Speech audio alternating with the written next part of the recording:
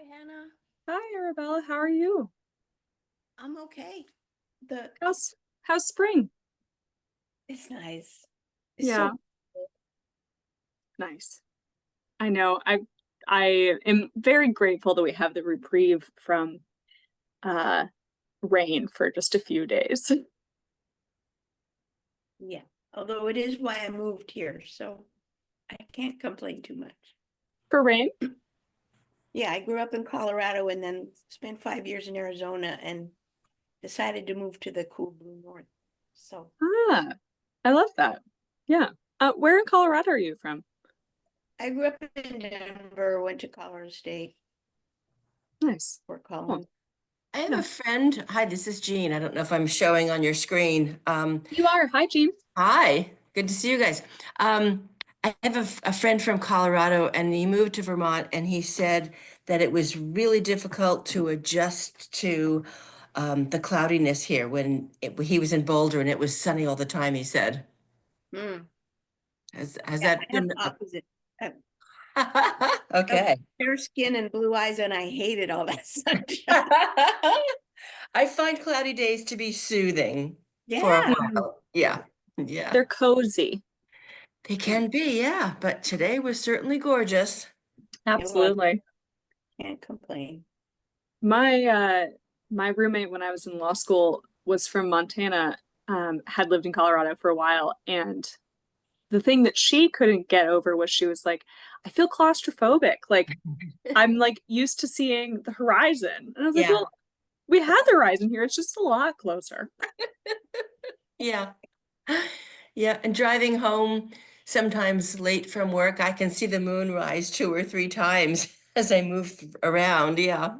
Totally, totally.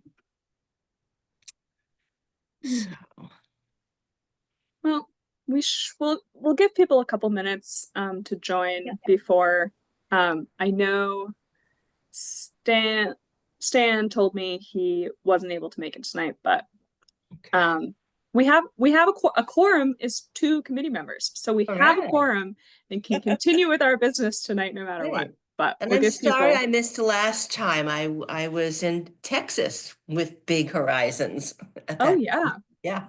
What took you to Texas? My sister and her family. Nice, nice. Well, Yeah. no worries. We understand life gets busy, but Yeah. and how nice to go to Texas. It Well, I was. think it is. Yeah. It was, and my flights were all okay on the one from DC to Austin. They said we're expecting severe turbulence, and everybody went, "Oh!" And it really, I thought, is that all? It really wasn't bad at all. Yeah. You don't that's not a thing you want to hear when you're starting No, off a flight. no, we don't. No, no. Hi, Andrew. Andrew can hear us. Hi, yes, he can hear us. He's Andrew, I mean, you can probably just keep it on just you if it's just you there. Nah, I'll we'll see if anybody actually it looks like it's only on my screen anyway. So I Right? might just rotate it back. Okay. I'm gonna give us until 6:35 to start. I sat down without my glass of water, so I will be right back after I grab a glass of water because I have dry allergy mouth. Ooh. Uh,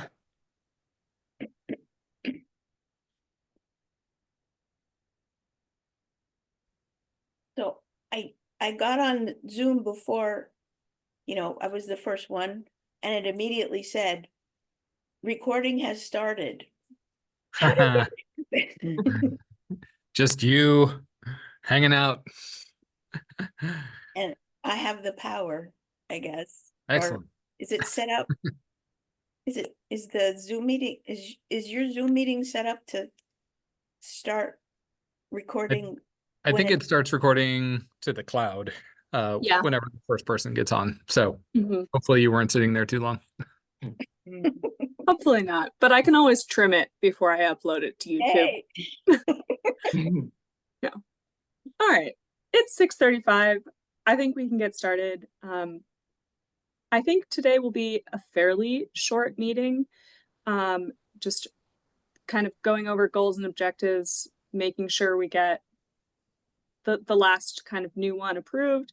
And then a quick addition to the meeting, maybe. Andrew, I know you talked about maybe talking about the FEMA flood maps. Are you still interested in doing that? Yeah, I can give a quick overview. It's nothing big, but just there's some action for the first time since the 1960s on FEMA flood 1980s. mapping. 1980s. 1980s. Sorry, Yeah. sorry. Yeah. It was the soils that There- were the 1960s. It's great to hear. I know when I was developing a few housing projects at work a number of years ago, we knew that a corner of the property was in the floodplain, but that wasn't showing up on the FEMA map. So Right. it's good to see changes. Yeah. Where was that? Oh, Out of Yeah, curiosity. this was one, so we created over the decades close to 400 units of affordable housing in the county.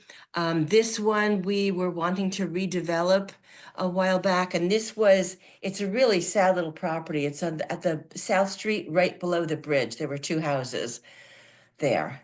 South Street, Middlebury? No, South Street, Bristol, Newton? sorry, Bristol. Oh, okay. Yeah, Which South Street? Okay. yeah, that's South Street, right by the river. Yeah. Yeah. I should look at that area on the flood Yeah. maps. Maybe I'll pull it up so everybody could see it. Yeah. Yeah.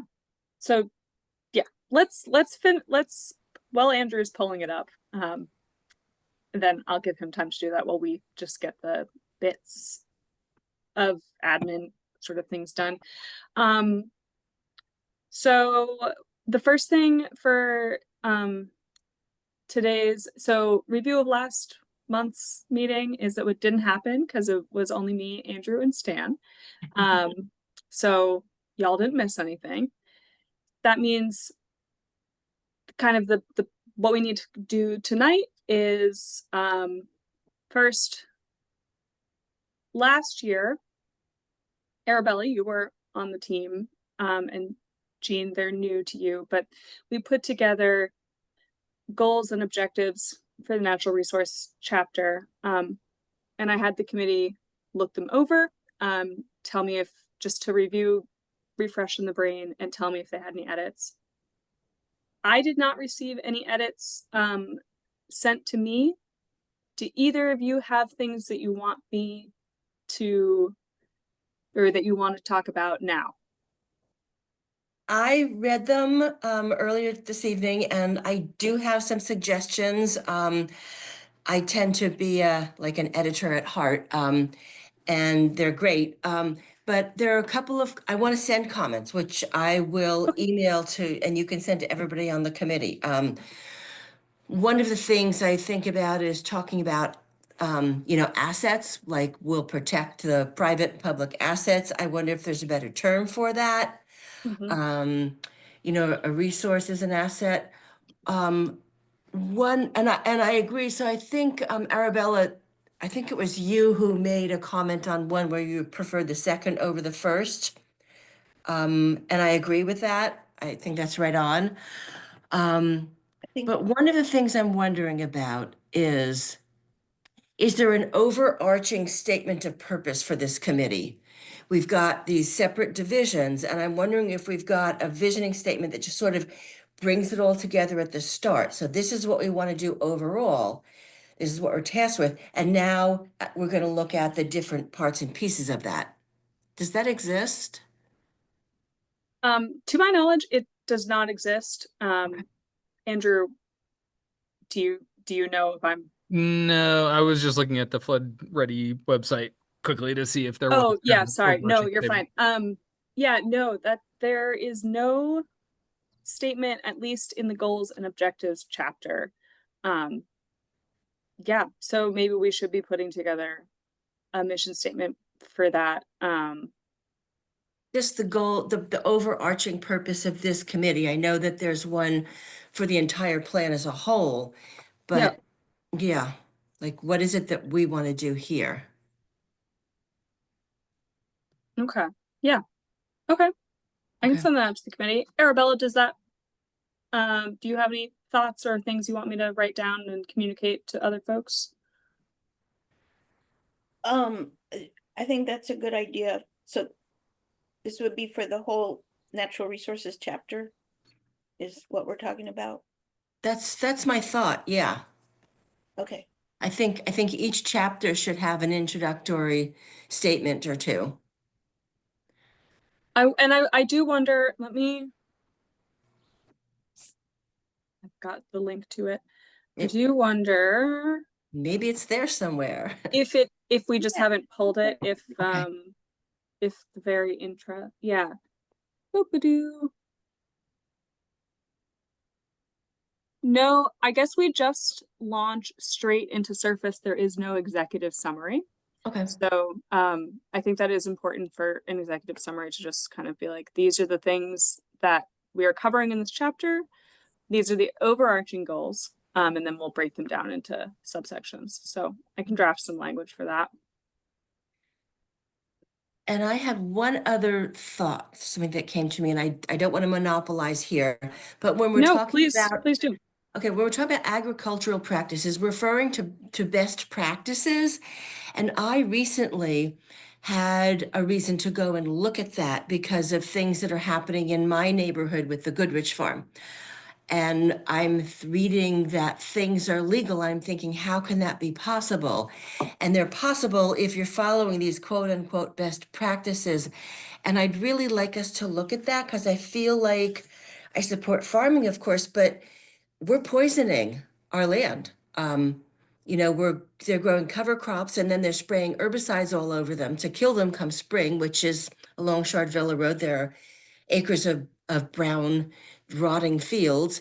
And then when they're using corn, I thought that we were phasing out the use of neonics, and it doesn't look like that's true. And I can tell you that I live back in the woods, but further up my road, the fields have gone from hay to corn. And I get that it's too wet in the fields to count on doing multiple harvests of hay. But the bug population here has been decimated, absolutely decimated. And I know a beekeeper, and it's because of, the bees feeding on the dew in the morning on the corn plants when they go to tassel. And I'm just wondering, is that really legal? And do we want to make a statement that's stronger than just follow the best practices by the Ag Committee, which I believe has a lot of lobbyists for the seed companies? If I'm wrong, please correct me. Okay. Yeah, no, I think that is really valid. There are absolute like BMP's best management practices are it's one of those things that its practitioners can kind of create them, like the Natural Resource Conservation Service can propose things with the best science in mind, and then it goes through the political process and gets diluted, changed, written poorly, whatever. So I think that especially when we come to writing that chapter, especially, and also just for choosing the term of art that we use, if we want best management practices or something else, I think it is a good thing to look at as a committee and say, do we want something stronger if BMPs are not sufficient for ecological integrity? And what language are we going to choose? Yeah, I'd like to see us have the courage to do that, and to speak out about this, because otherwise we're just giving a rubber stamp to these practices which say it's okay if you follow the instructions on the label. Yeah. And I wonder,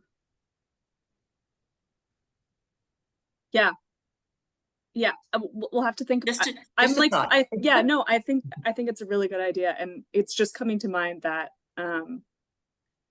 we have a lot of great like extension services like UVM, and I wonder what term they use for like going above best management practices. And that's a good thing to look at. Yeah.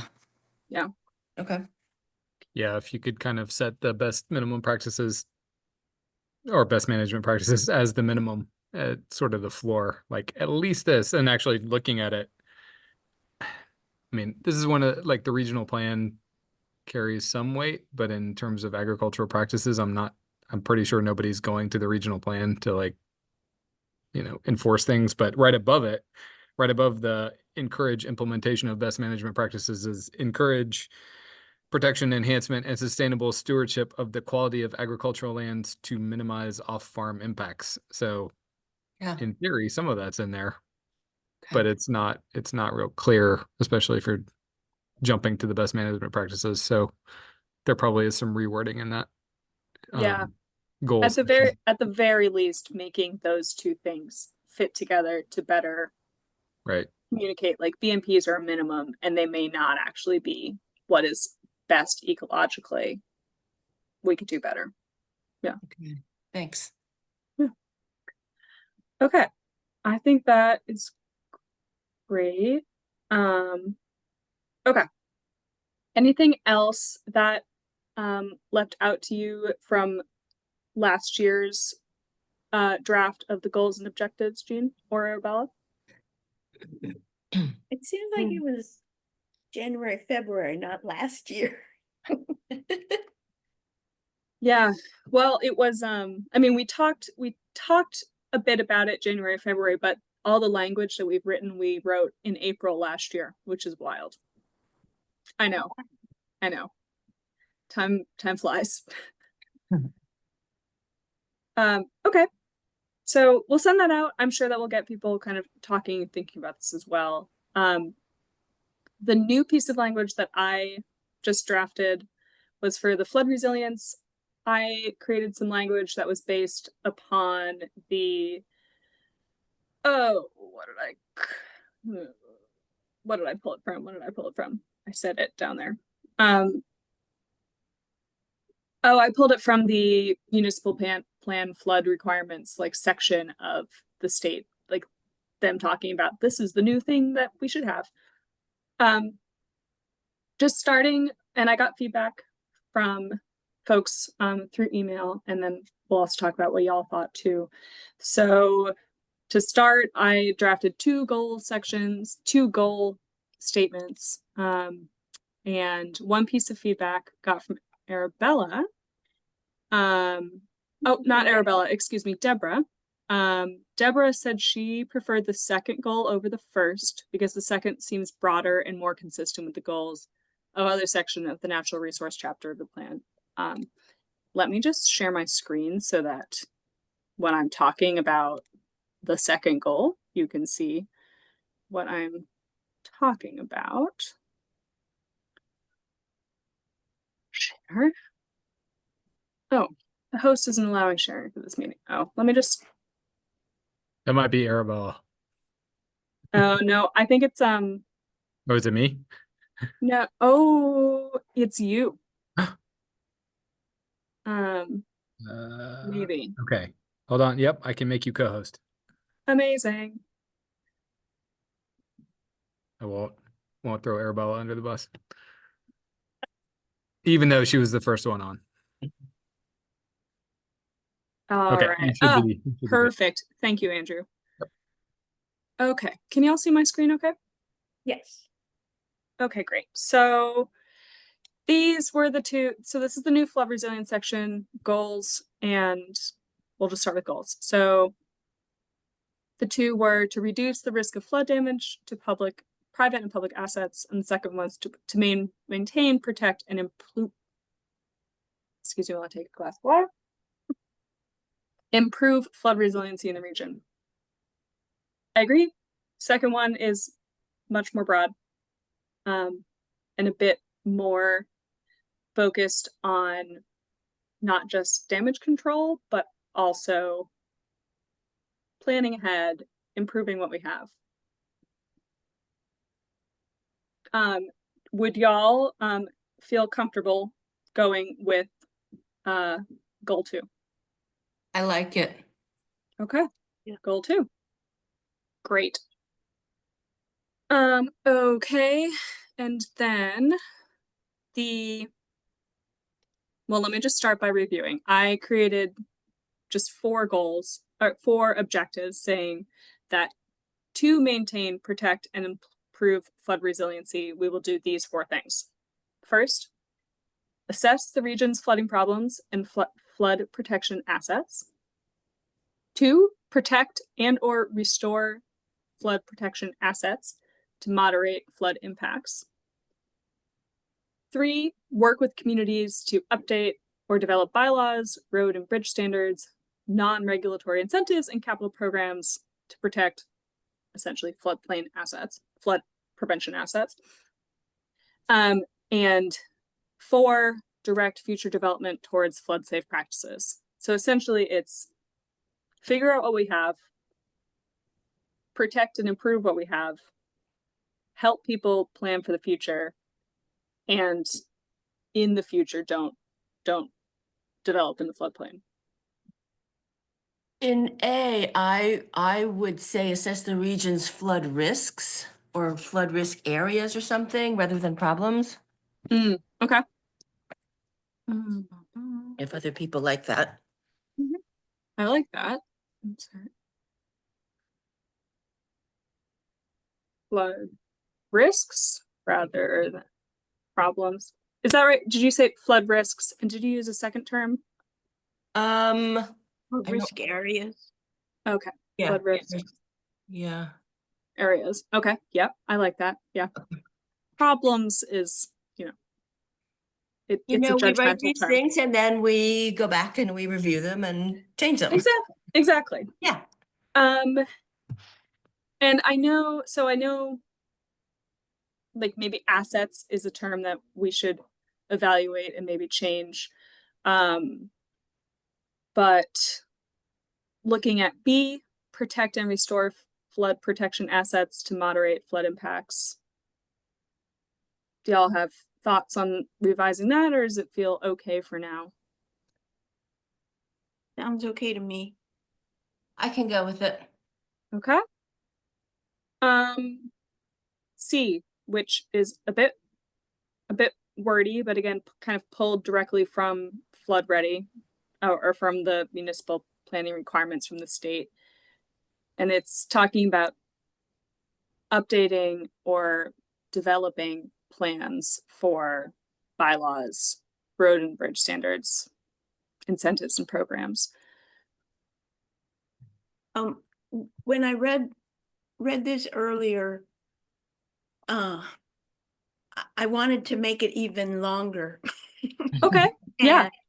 And put in because number 4 is kind of the why of number 3, or the Okay. Yeah. number 3.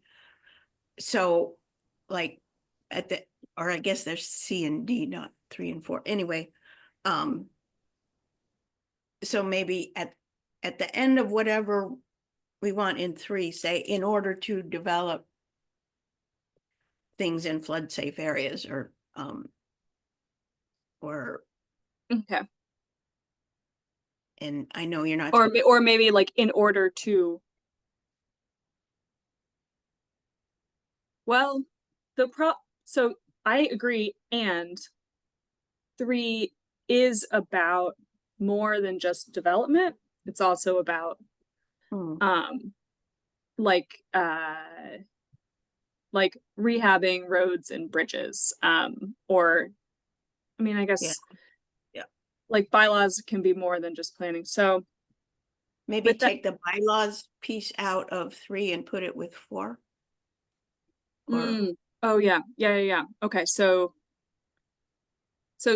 divide the planning, the development planning portion into its own section. Does that feel good? Yeah. Development planning and development into own objective.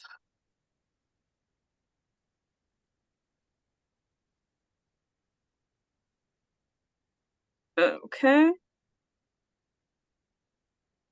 And are there any, when you think about, maintaining, protecting, and improving flood resiliency in the region, are there any other objectives, actions that you feel like we should be including?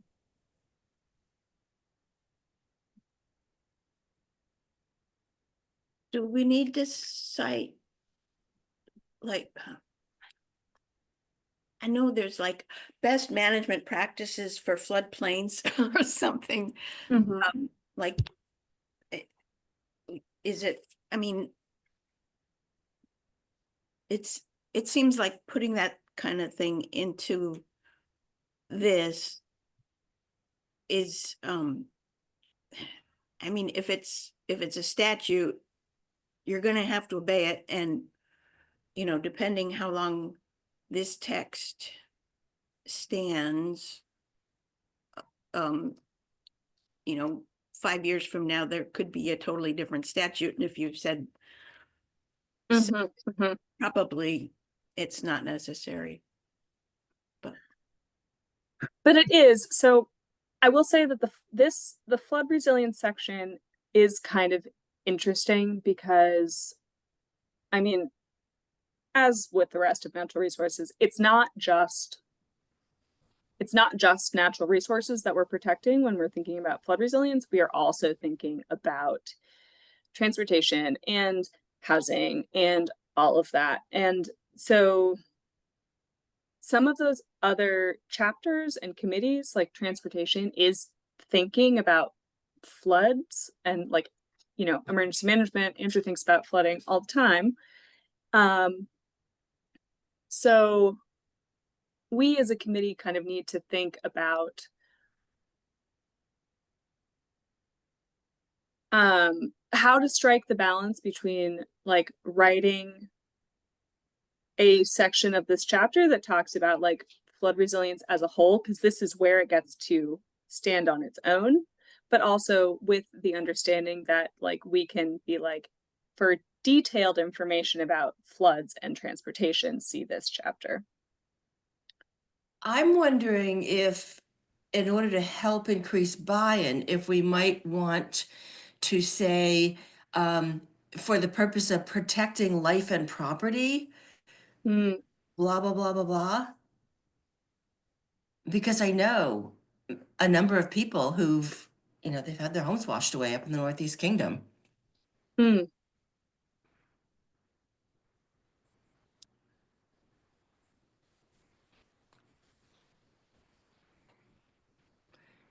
Yeah. And I think, yeah.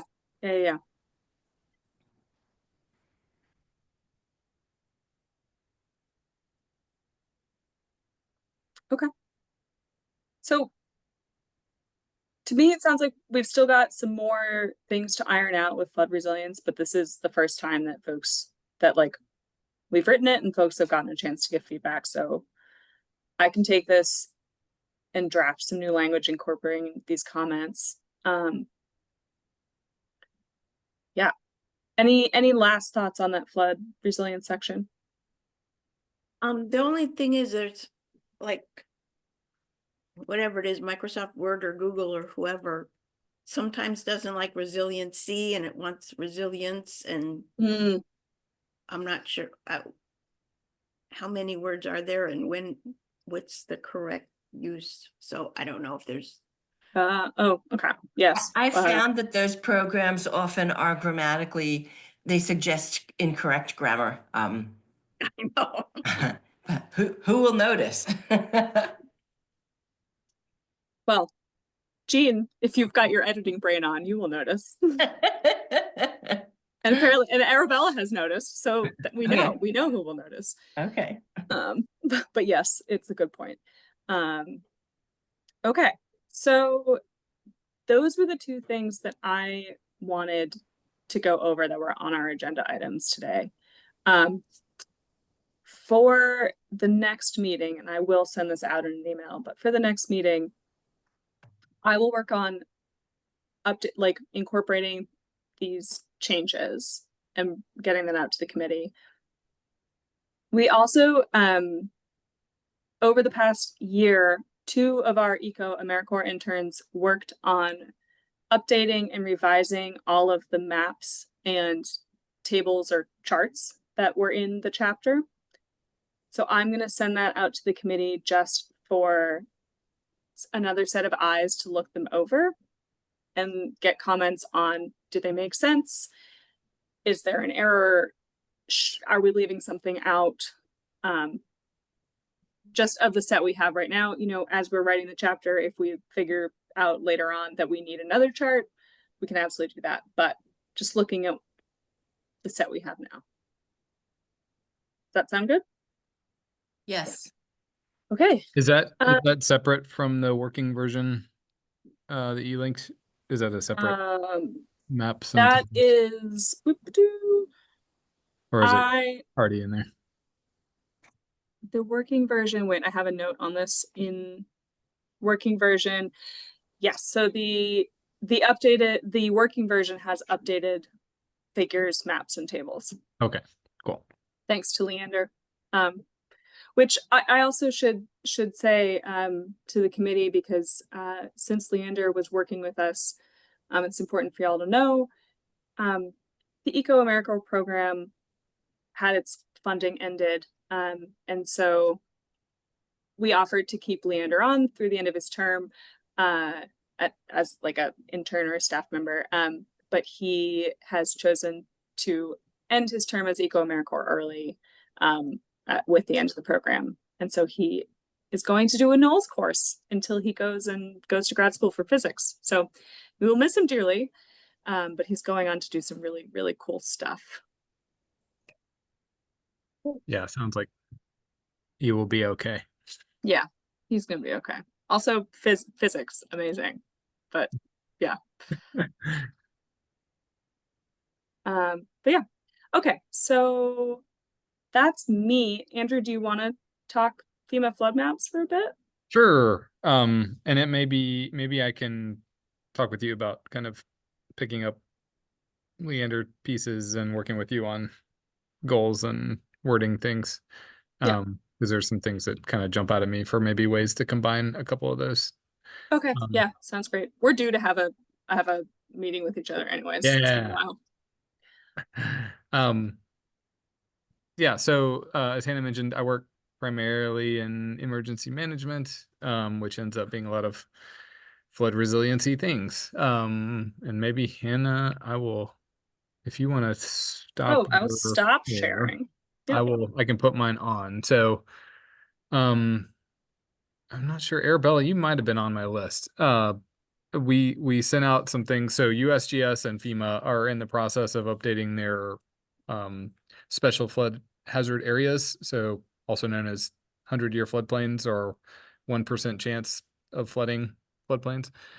And so Hannah mentioned that they were last done in the 80s for all of our towns in varying years, and we have these awesome paper versions that some of which are rougher than others, but they basically draw an outline around rivers and they might have some major roads, and otherwise there's not a lot of reference to them. And that is the underlying basis of everything in our town plans and zoning for flood areas. And basically, if somebody proposes a project, they have to dig in and figure out from the map or a better survey whether they can build. So they're not great. And USGS and FEMA have kind of a rotation for the whole country, and we are finally in it. And for the past several years, they've been updating with LiDAR imagery, much more detailed topography, their maps of where these 100-year floodplains are, and they've added 500-year floodplains or 0.2% annual chance of flooding, which are also very good. They're very detailed, and they match up with some of our recent storm events, especially in Middlebury, that I'm familiar with. So they sent out a message to all zoning administrators and select board chairs, and they're in kind of a non-public feedback stage, where they're trying to get obvious discrepancies and problems with the hydrology, with a limited group of knowledgeable officials. And it's debatable whether maybe select board chairs are the right group for that, but several zoning administrators have weighed in, and we've done 2 kind of open office hour things the last 2 Fridays for folks to come in. And if you're interested, I could show you the maps, but if you're not interested, I can also let you enjoy the rest of your evening. But since I'm Jan mentioned, totally interested. Okay. I'm also hoping that Craig Heindel is on He your was- list. he 'cause was on he's the like a list. hydrologist. You're He's Chair of the Ferrisburg. Conservation Commission in Ferrisburg. Yeah, the Ferrisburg zoning administrator reached out and has been looking at them pretty in a pretty detailed way. I Oh, don't that's know. Katie. Craig was on the list, I think. All right. But I'll double check and make sure. Yeah, Katie has been looking at them for sure. And we got the GIS layers, whether USGS knew they made them available or not, I'm not sure, but looking at some of the maps, and maybe I'll show you one too, if I can find my share button here.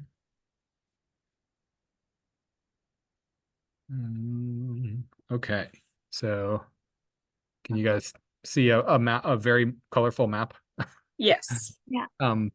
So this is just south of Bristol, so I pulled this up just because it came up. So can you see my mouse moving? Or Yes. Thought I did. okay.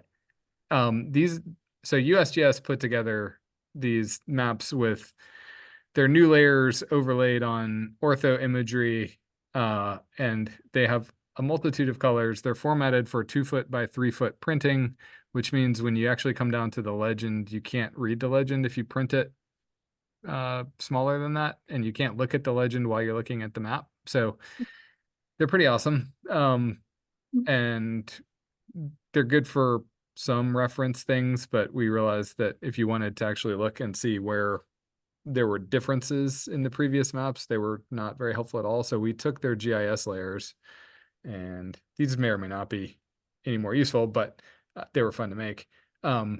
So this one is what we did, basically taking out that background imagery for now. The red hashed mark is the previous FEMA flood zones, so the 1980s version. And behind it are their new blue and green 100-year floodplains. So basically anywhere you can see this green color sticking out by itself, they've expanded the zone. Anywhere you can see crosshatching without any color behind it, they've retracted it. And then anytime you kind of see them together along the river, they're overlapping, so they haven't changed. So if we zoom into the South Street area, let's see if I can do that. They've narrowed it a bit where it goes under the bridge, and actually along that whole curve, it looks like. But then areas upstream and downstream, they've expanded it. And so we're kind of going through, and we got some suggestions from folks in other parts of Bristol and East Middlebury. But they're much more detailed. And let's see if I pull it across here, if you see these kind of weird overlapping stripes and blank spaces, that was where our old versions didn't line up. So when they were digitized, we had multiple maps and they had to be stretched and fit together, and things that were at the edge of maps or had separate panels didn't really come together. And sometimes they weren't even on the river, especially if they were on the edges of the maps. So these are much better. You can see this is kind of south of 116 and Prairie Rock in Bristol. They've reduced it quite a bit, taking the topography into account. So there are some areas of fairly major change, and they didn't seem to do kind of an across the board expansion of those areas. And if you have a different place that is interesting to you, I can pull that up too. Going back to the previous ones, the orange areas are the 500-year floodplain, which tends to be like low-lying areas. This is, if you're familiar with the Lathrop Mill, that apparently came out as a low-lying area, and several areas within Bristol Village. And those are not regulatory, because for National Flood Insurance and FEMA, you only have to adopt the 100-year floodplain. But they're still very interesting to know. And I've had several people kind of confirm, including Katie, who lives close to this orange spot, has confirmed that there is flooding in that area, or at least standing water. So, it's helpful to kind of get some confirmation. But these are maps. So for Bristol, there are 15 panels for all of Bristol. Their legend at the bottom kind of shows where they're located, but it's challenging to see them all at once. But I think there's like 150, 170 for all of Addison County. So we've contacted the towns and are getting feedback. But we I think so far have only gotten about 3 places where people have said, that looks a little weird, maybe look into it. So, but just so that's on your radar as the Natural Resources Committee, those are coming through and will play into that goal of getting towns to encourage people not to live in the floodplain and think about their bridge standards and maintain their ERAF percentage by enrolling or adopting the maps, and we're working with them to make sure their bylaws are up to date and things. So that's my quick pitch. And if you have other places or questions, I'd be happy to answer. I'll stop the sharing. So if I need to find something, I can pull it up without blasting you with a bunch of windows. But we can go online and we can find this now? no. Oh, okay. Uh, How can I get it? Unless you are a public official, they're playing it kind of close to the chest and they don't want it out for public review. They won't be official until early 2027. Wow. Yeah, because I think they don't want big like landowners and developers to basically look at it and see places that might be changing and Yeah. quickly I can sell things understand off that. or rush through developments or something. Okay. And I think there's been political shenanigans in other parts of the country where politicians and developers get involved. So they but if you have like specific places. So I've reached out actually to Addison Housing Works because I consider them basically a municipality that's just distributed across the county. And we've had some projects where we've had to deal with FEMA flood maps before and they didn't line up. So the new ones look much better, but there's some places that flooded in the last 2 years that that don't show up on their maps. So that's actually one of the ones we're gonna recommend that USGS take a little more look at. And it's tricky because we don't want them to like be overly expansive because you don't want people that aren't at risk to suddenly have to buy really expensive insurance. But we do want them to be, accurate and capturing all the places where there shouldn't be housing, or maybe if there is housing, it gets translated in interesting ways. So if we ever have hazard mitigation grant buyout money again, which hopefully we will, but in the near term, maybe not. These maps are basically, you have to be in them to qualify for FEMA buyout. Yeah. So maybe I can get Elise to go over these with me. and see what Sure. that says. Yeah. Okay. And if there's, I've made them a couple maps because most of their properties aren't too close to the rivers. I mean, Right. there are several, but I kind of went through and eyeballed the ones that I know. And in a couple of them, they had retracted it a little bit. The main one was Lazy Brook up at the Yep. edge of Starksboro, and Yeah. they've pulled that one back a little bit and is much more accurate now, but there's still some things that look a little weird. So that's one of the places we're going to get them to look at. Okay. Good. So if you've got a couple minutes, can you pull up Lewis Creek where it goes under Old Hollow Road in North Ferrisburg? Yeah, I think so. Do you want the USGS ones or let me see if I can find. Whatever. I made one of Ferrisburg, I believe, for Katie.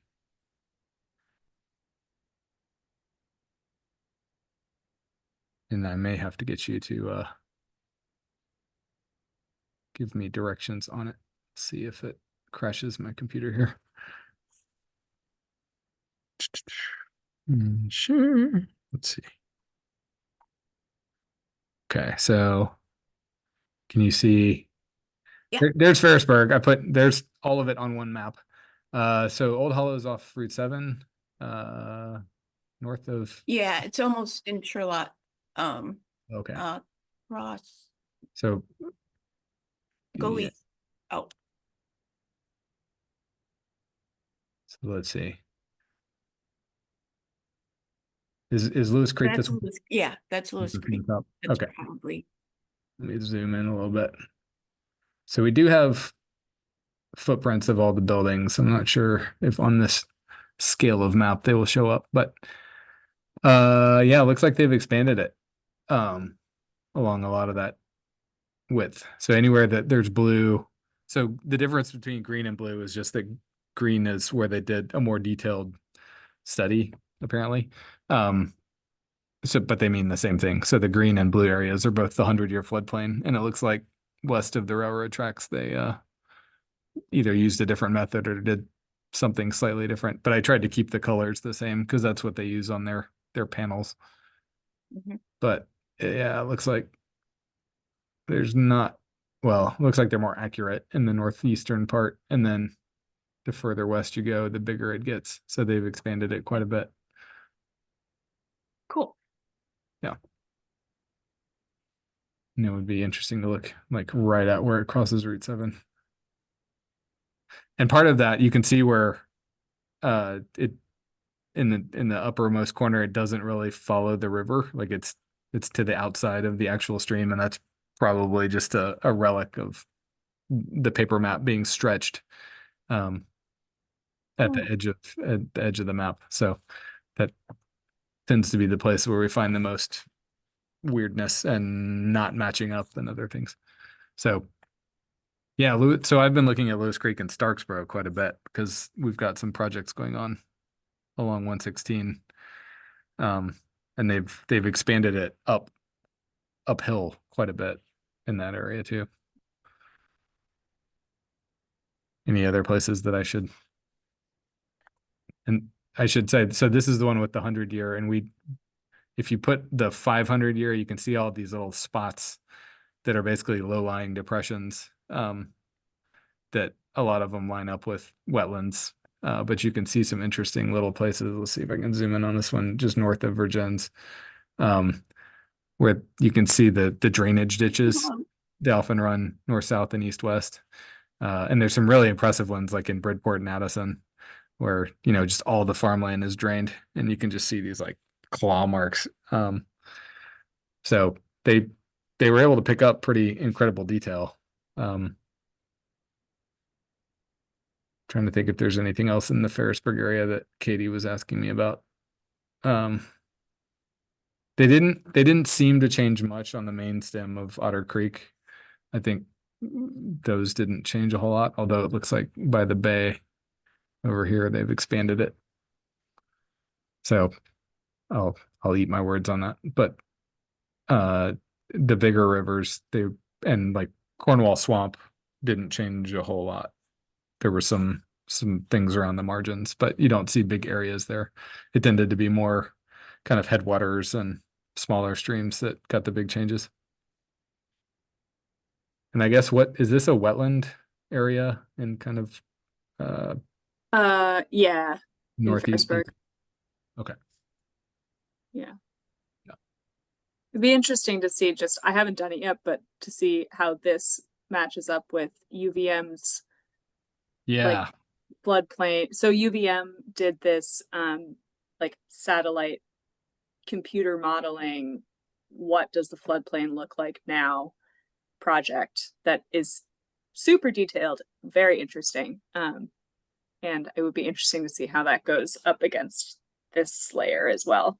I mean, That's the one you've been using for the hazard maps that has the. Yeah, it doesn't have like the regulatory or like tax, not tax, but like insurance implications that the FEMA maps do, but it's like pretty dang accurate for what has been happening with the flooding that has happened since they have said, or since they, sorry, words are failing me, since they published that like model. So, and it's more detailed and kind of refined than the USGS ones. And it's not a straight like in or out. It's gradations, if I remember. Yeah. The further you get, the lower your chance, but you get a nice scale of, you're close to the river, you're definitely flooding. Yeah. Which is, for a lot of things better to know than, if you're right on this side of the line, you're safe. And if you're on that side of the line, you're not. So yeah, that would be interesting to kind of put those over each other. Yeah. And there are some we're trying to use it as an opportunity to work with towns on flood bylaws and language in their town plans, just to make sure that they're up to snuff and, you know, have everything that's required for FEMA and the NFIP programs. Yep. And, you know, basically it forbids language, or it forbids any development in the, what they call the floodway, which is kind of the main channel. And then maybe this goes to the BMP's question for development, for NFIP, kind of like Mm, adopting base flood elevations and that kind of thing in the floodplain. So maybe that's something we could point to in the bringing it all back. yeah, bring love that. the goals and objectives, or if we get into the section. So I can dig into that and see if there's a overarching term that it could work in. Yeah, that'd be great. Thanks, Andrew. Yeah. Let me know if you have any questions or Is it okay Good. if in the minutes that I am gonna send out, is it okay if I say, if this is piquing your interest and you're reading these minutes, you can contact Andrew? yeah, and who did I talked with Don Burns about it? Is he on the committee or no? It's Stan. Yeah, Stan. Okay. I can't remember if I talked with Stan or not. There were some other Cornwall folks that were kind of digging into the map, so they're updating their flood bylaws and things. So yeah, have them reach out and Sounds good. get feedback. Well, does anyone have anything else that they want to cover before they get the rest of their evening back? No, this has been helpful. I really appreciate being able to look at the floodplain maps a little bit. Yeah, thanks for doing that, Andrew. Sure. Yeah. They're fun. They're more fun to do maps, and at least nobody's asking me to do flu maps. Whew, then I would hate I never want to see another one. But At least I feel lucky that I'm not the one who has to present the flu maps. So me too. that's hard. I'm avoiding it so far. Yeah, stay away. Yeah. Anyways, should we need yeah. to adjourn? Do we need a? Yeah, do we? Yeah, anyone? I move to adjourn. I moved. You don't really have a quorum. So. I know. Yeah. Well, we do by the bylaws. The Oh. the ACRPC bylaws. I checked this afternoon. 2 committee members is a quorum for a standing committee. So it counts. This meeting counts. It counts. Yeah. Yeah, I move to adjourn. Second, Right. I. Bye, all. Thank you very much. thanks, guys. Bye. Thank you, Andrew. Yeah. Sure. Anytime. See you guys. Bye, Arabella. Bye, Jean.